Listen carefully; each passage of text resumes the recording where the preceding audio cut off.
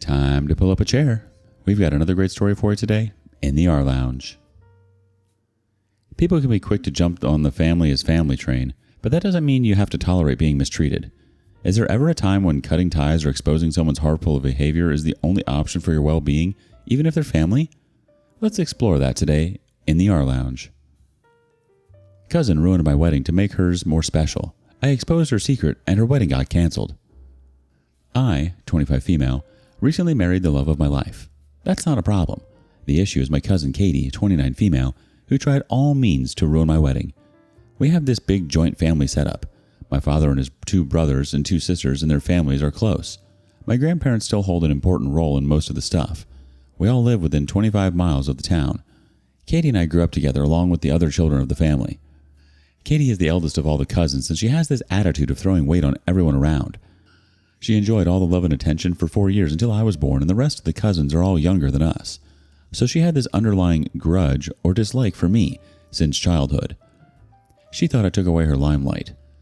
We grew up together, but we couldn't be more different. Katie was always the star of the family while I was the quiet kid. Star as in she was extroverted, quirky, and talkative. She always picked up on me because I was a slow learner.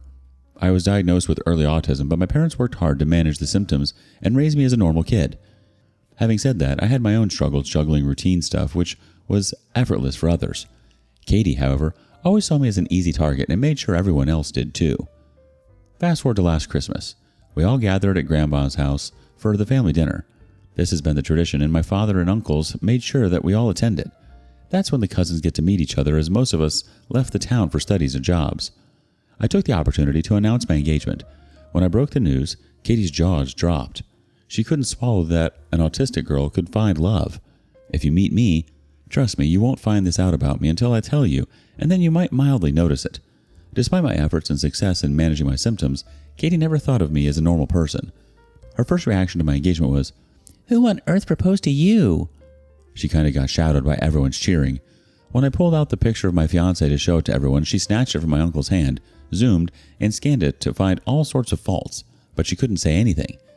Everyone was happy for me, hugging me, but she was stuck on scrutinizing his photo and then said, "Gary," her boyfriend, "is taller than him."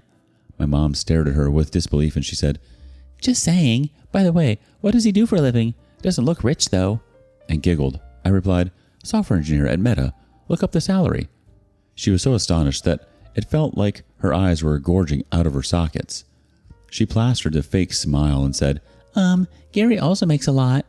I said, "I think you meant Gary's father makes a lot. How much does he make?" She went on to clarify that Gary was the inheritor of his father's wealth, so it doesn't matter if he has nothing on his name yet. No one ever bothered to listen. Her words felt like a background noise. Then I dropped another news that we were getting married this spring.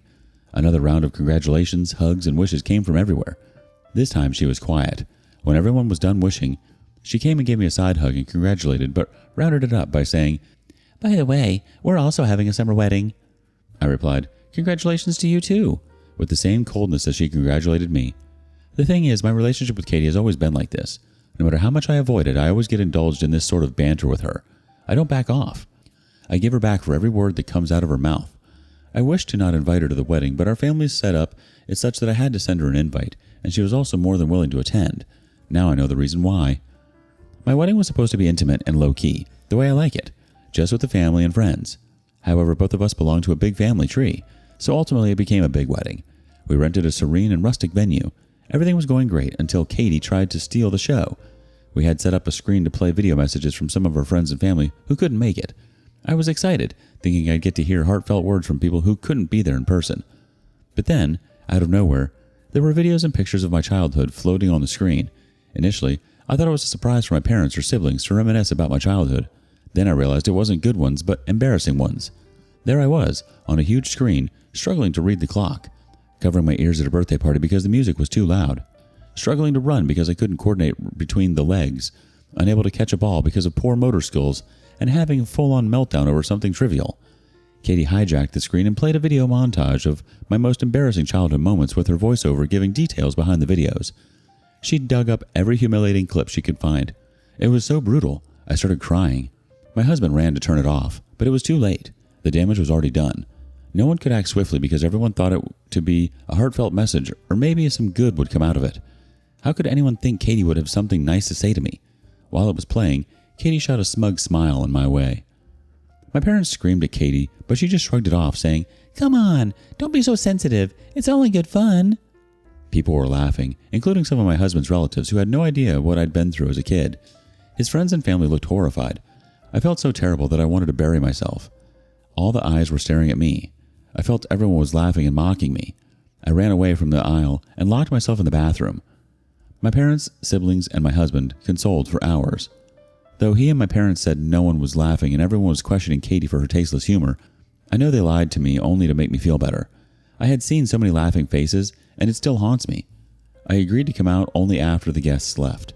I didn't want to face any mocking face on my way. While I was still in there, my sister overheard Katie's father schooling her over this. Katie confessed that she was jealous and that I found myself a good husband and was getting married in such a beautiful location. Also, she wanted her wedding to be more special, and there was no other way she could have it unless she ruined mine. That's why she did what she did. My sister was an inch closer to slapping her. Fight escalated between her and Katie, but her father intervened at the right time and diffused the situation. I hope you got the background. Now the thing is, it's been more than a month and I still can't get over the humiliation. It's difficult for people like us to cope with emotional turmoil. Why doesn't she understand? I feel vindictive and want to have my revenge. Katie thought she could get away with everything because she always had, but she forgot one thing. I know her dirty little secrets.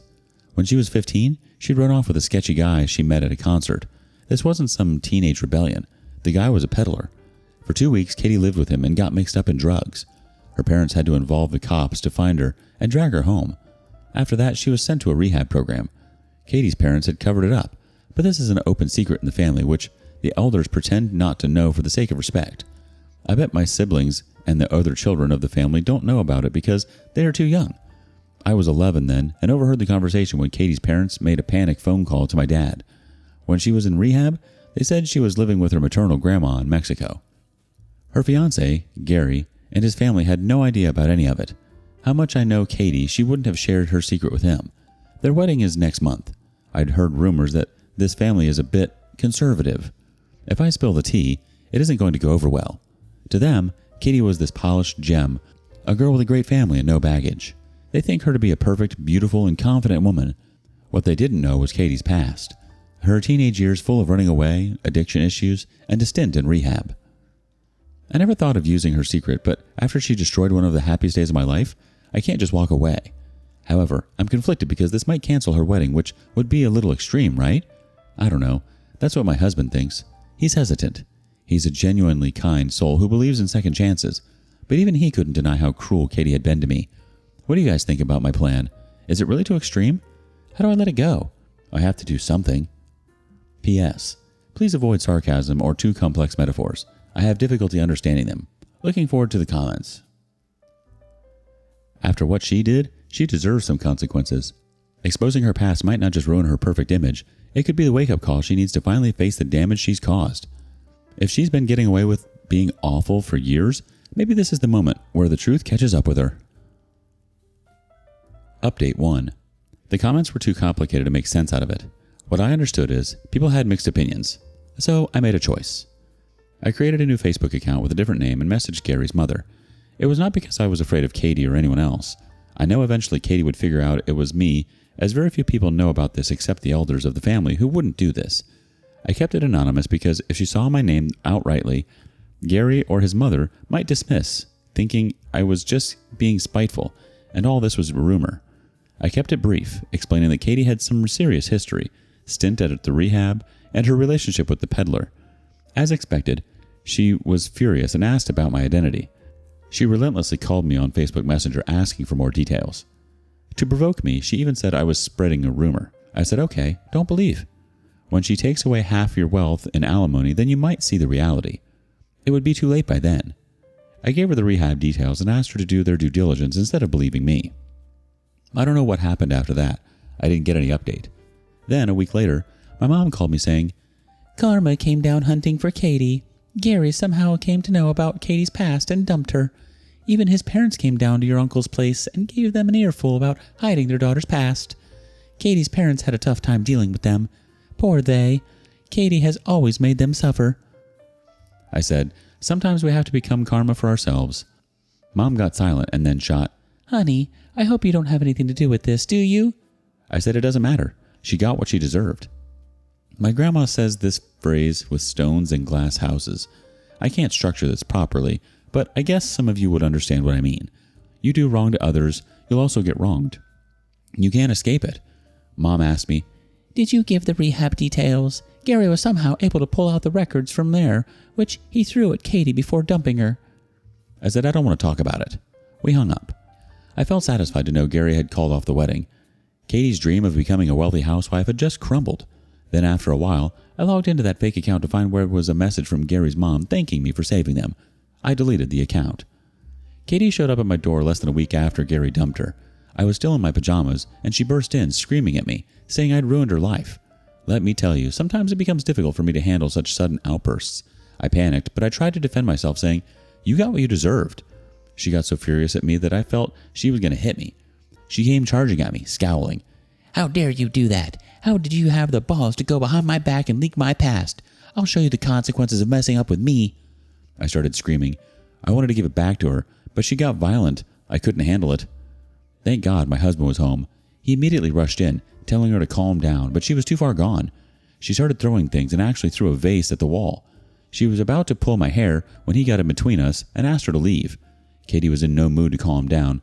I don't know what she exactly wanted, but she kept saying she would break my head and pull my brain out of my skull. My husband called the cops and asked her to get out. She wasn't backing off at all. He said if she was a guy, he would have smacked her head and dragged her outside. She got saved because he cannot lay his hands on a woman. She was shouting so loudly that some of our neighbors also knocked to see what's wrong. Our building manager also came. I think the neighbors called him on us because of the chaos. When the cops arrived, she suddenly changed.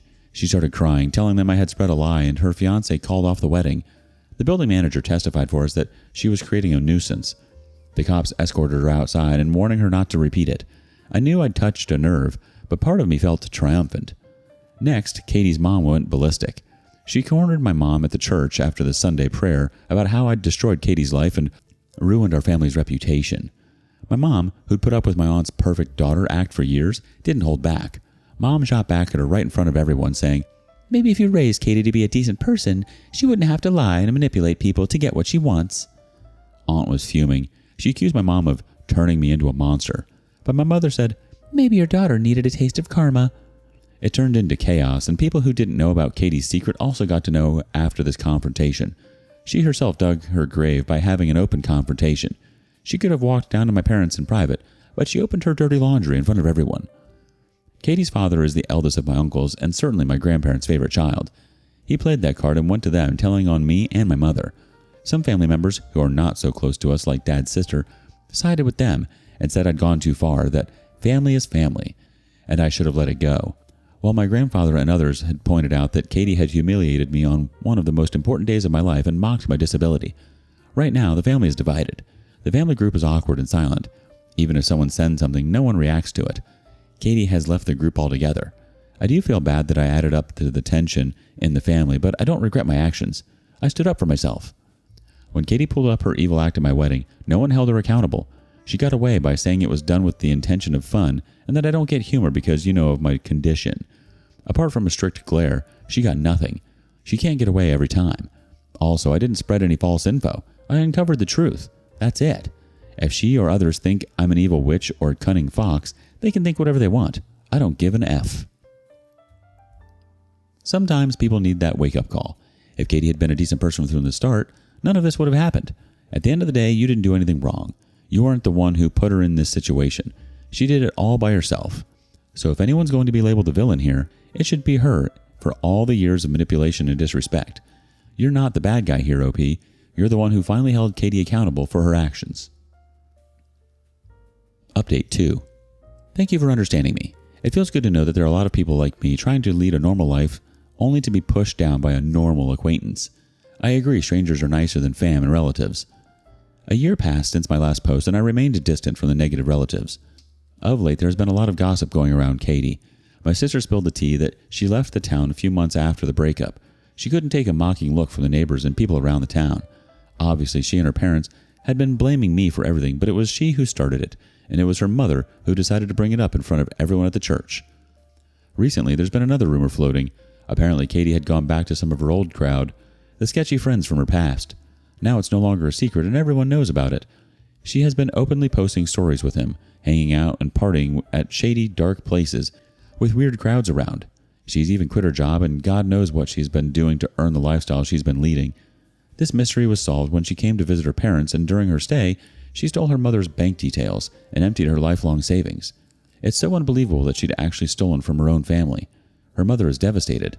She told everyone who'd listened that I was to blame, that if I hadn't ruined Katie's wedding, she'd still be her perfect daughter.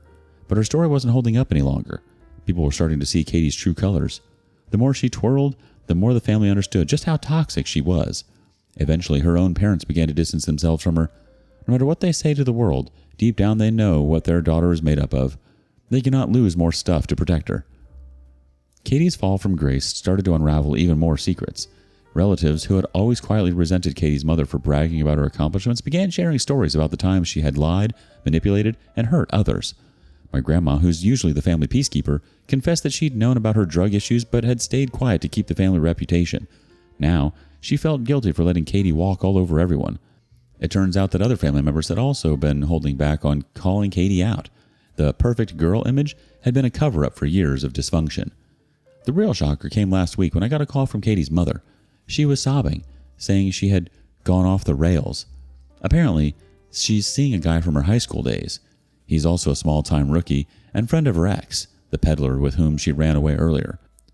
I said, what can I do about it? She begged me to talk to Katie to somehow fix this because she believed I'd started it all.